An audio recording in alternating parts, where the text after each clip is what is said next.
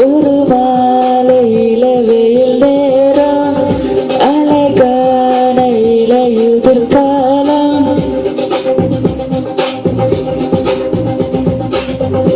ஒரு மாலை இளவெயில் நேரம் அழகான இளையுதிர் காலம் சற்று துளையிலே அவள் முகம் பார்த்து அங்கே துளைந்தவன் தானே சற்று துளையிலே அவள் முகம் பார்த்து அங்கே துளைந்தவன் தானே